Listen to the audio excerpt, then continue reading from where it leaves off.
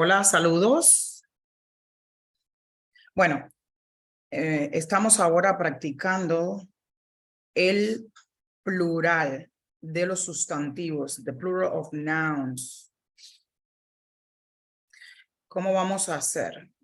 Let's get a reminder of how the plural of nouns work, el plural. So the word nouns, I remind you, sustantivos. El plural de los sustantivos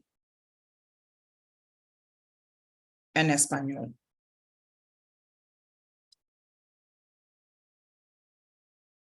Que vamos a trabajar con el plural de los sustantivos en español.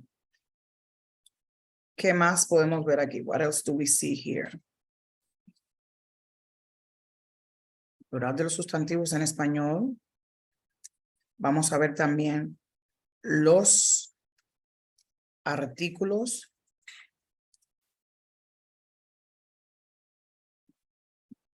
definidos. Y vamos a repasar aquí también los artículos indefinidos.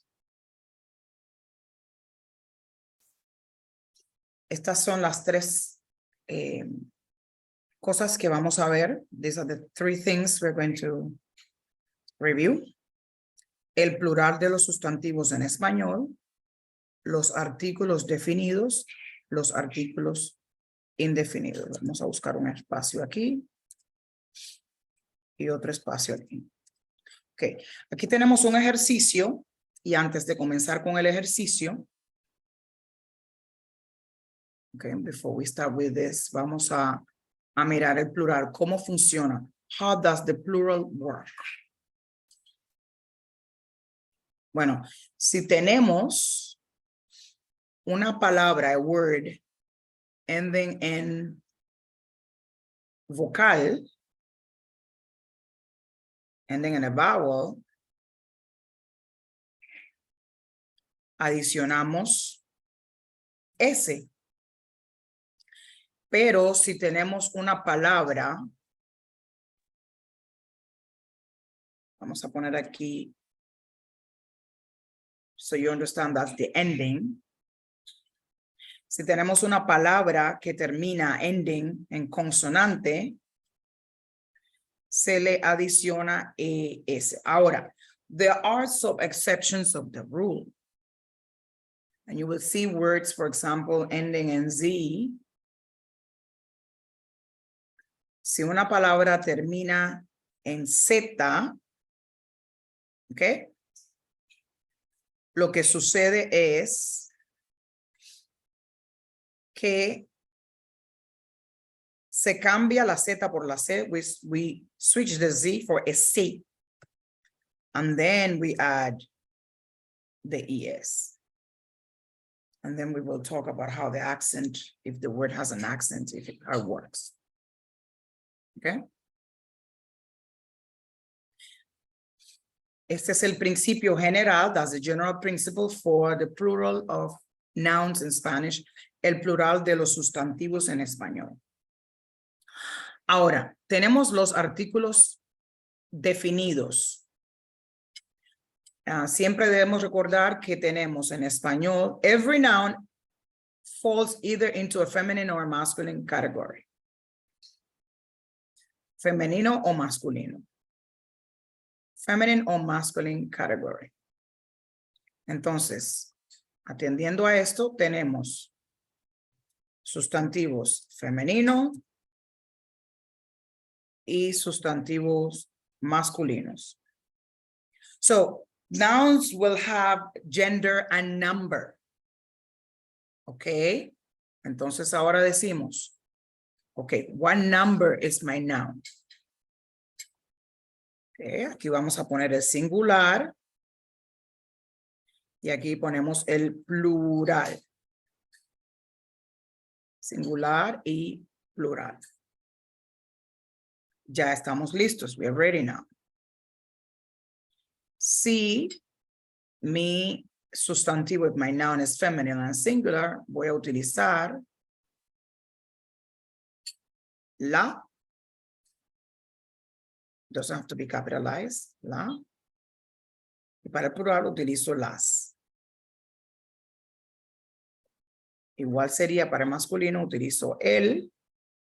Y para el plural, utilizo los. This is just a review.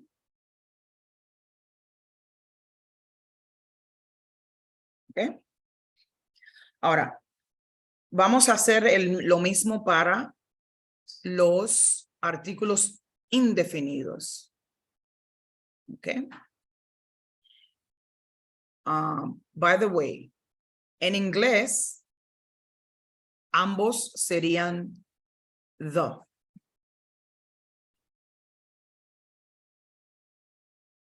De all, en inglés solo usamos uno, the.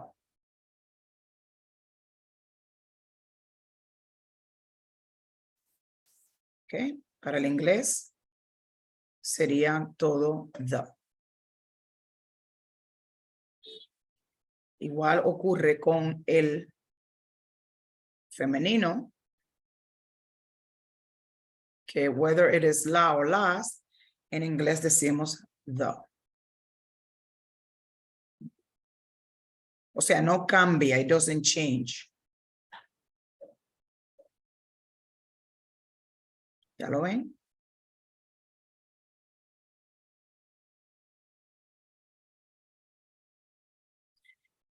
Entonces, as a summary, therefore, just to summarize, en español, los artículos están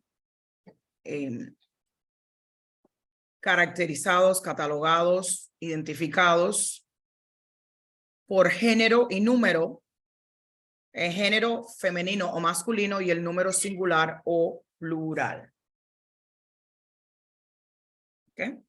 Ahora vamos a ver qué sucede. Let's see what happens with the indefinite, which is pretty similar. Entonces vamos a hacer lo mismo que hicimos, the same thing we did. Ya tenemos femenino, masculino, ahora vamos a poner aquí singular y plural. And we're going to see some examples. This is just a review of how it actually works.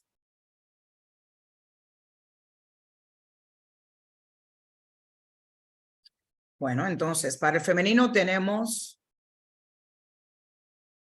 una, para el singular y unas para el plural.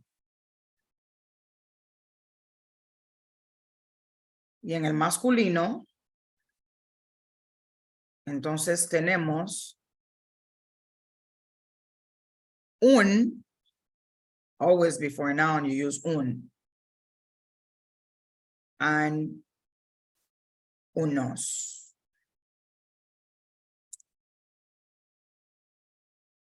Now, they don't mean a, they don't mean an, they could mean a or an.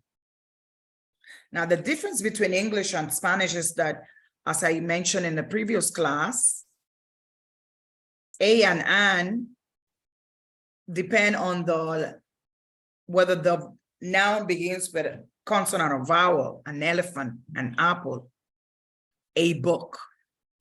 In Spanish, we do not have the same rule. In Spanish, it could be una or un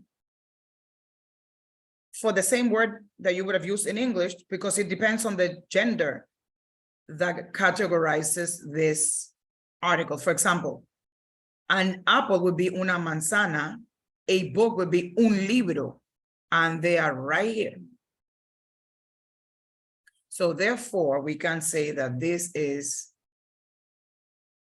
a or an,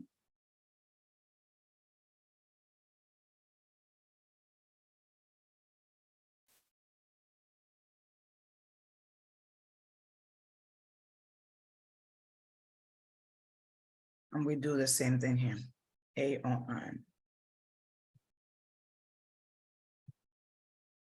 Okay, let me use the capital since I capitalized the other one.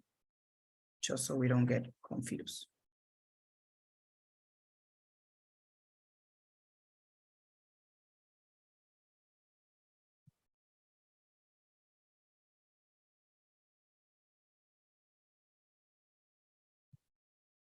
Okay.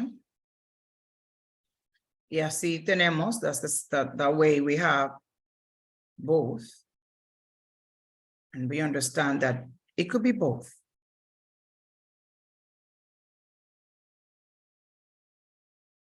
So, en resumen, to create plural nouns, we add S if our word ends in a vowel, we add ES if the word ends in a consonant.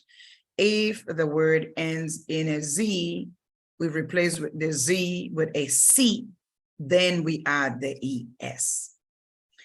When we have definite articles, which is the in English, we use la for a feminine singular noun, las for a feminine plural noun.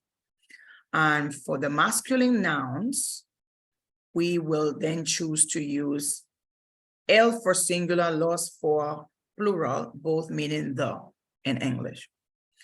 Therefore, for indefinite articles, we would do something similar. Then the number one, uno, will become una for feminine noun, singular, and unas para el plural, for the plural. And un, we drop the O for masculine singular because we drop the O before a noun. And then we say unos for plural nouns. And let's work on the exercise that we have here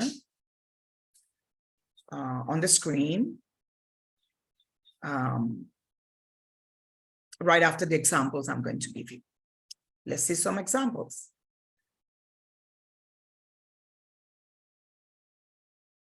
So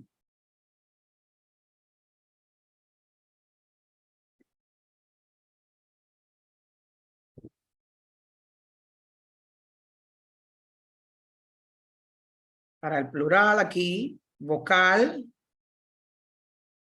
Por ejemplo, si tenemos la palabra libro,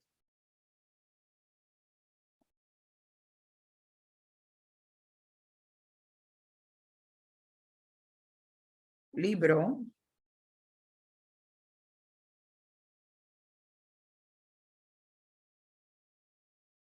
then the plural would be libros. Okay, what article do we want to use? Let's choose the book. Then we say el libro. A book, then we say un libro.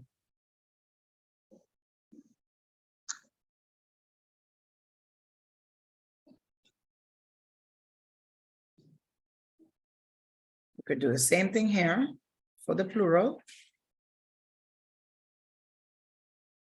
And now let's see how it changes. So el becomes los. Therefore, un becomes unos libros.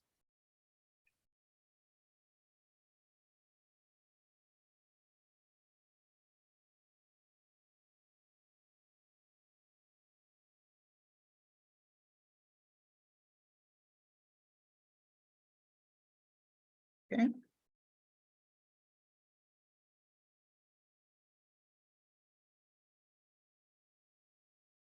Just so that we don't get confused here.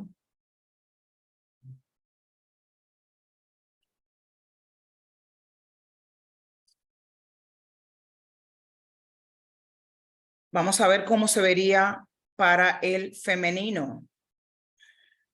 Let's use, you know how people say mi casa es su casa, as in the house. Okay.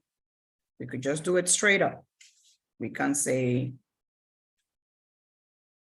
we have the noun casa. Okay. La casa. Una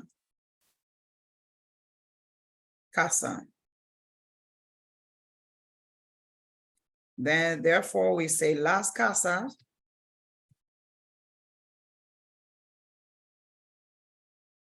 o unas casas.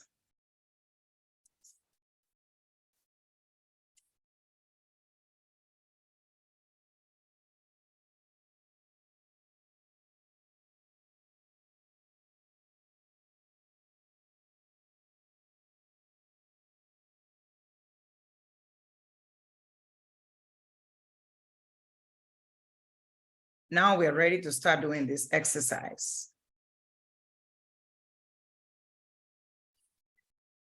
Okay, so now we have the results of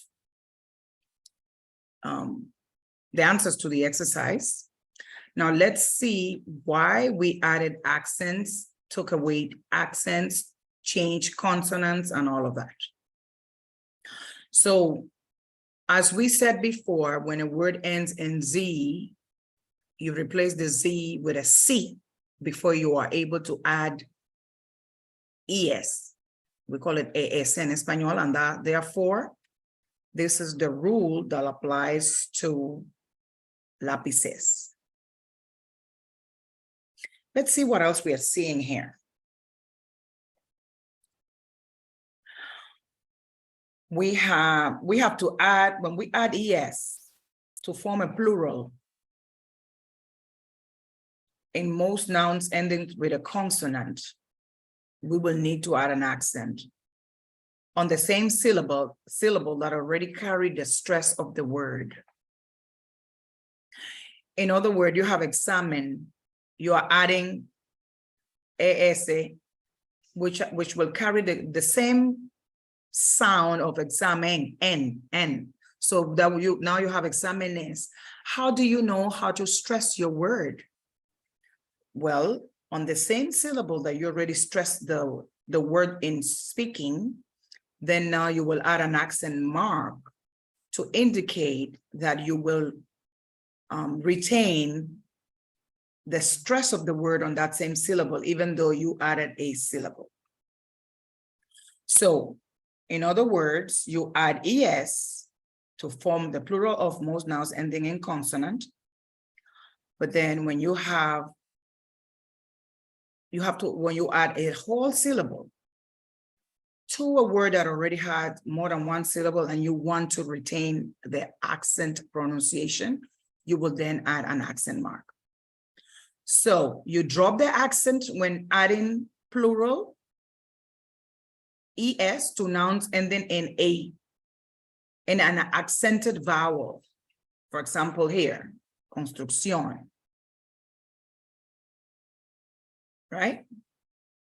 So you have a word that had an accent, right? On the very last syllable, you're going to add a syllable now, and this word would have ended with N or with S, you drop the accent. So drop the accent when adding plural ES to nouns ending in an accented vowel that comes before N or S. But you will add an accent when you are adding a whole syllable to make a plural, ES, to words of more than one syllable. And then ending in N also, like this one, ratón. Sometimes we have words ending in EN. You will need to add an accent, for example, here, examen, exámenes, examen, EN. See, you have the N. The N is as strong as nasal, so it gives you a lot of stress in the pronunciation. So when you add the syllable, that consonant already have sufficient strength in the pronunciation, which makes it easier for you to understand where to stress the word. So you don't really need the help of that accent mark to make the statement or like saying, oh, place the stress right here. Okay. So as you see words, you will learn to say, oh, this one needs an accent, this one doesn't, because remember over here, examine, you're adding a whole syllable, but the vowel has the same pronunciation of the last vowel of this last syllable. So definitely you need to add an accent to retain that sound, that stress. Okay, notice with lapis and lapises, you don't have that.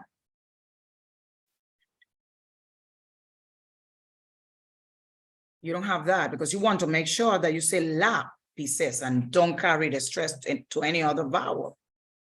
You don't have that issue with las plumas, you're just adding S, but you have it with ratones. El ratón. Now you have the accent on the O to ensure, see the A is a very strong vowel. So you want to ensure that that's where your stress in the pronunciation goes. But once you add ES after N, which is a nasal consonant, also very strong, then it's very easy to know that that's where the stress mark in your word goes. Okay? For you to carry the stress in any other part of this word, you would have had to use an accent. Because the N, ratón, ratones, you have no option but to pronounce strongly. The vowel that is before the nasal sound, the N, okay? So I know this could be a bit technical because, you know, that's how Spanish grammar is. But these are like some rules. I'm going to send you like a screenshot later of like some tips when to add or when not to add. Because remember, when you are doing an exercise on an online platform, once you miss an accent, the platform will grade that answer wrong. So it's very important to know, especially when nowadays that we do a lot of online assessments. So now let's see how we did. Do we need a capital letter to start the answer? Do we need a period? In that case, we want to take a look at the model we were given. The model didn't have a capital. The model didn't have a period at the end. So we should be good. Let's see. We submitted our answer and we are correct. So that's how you form the plural of nouns in Spanish, el plural de los sustantivos en español.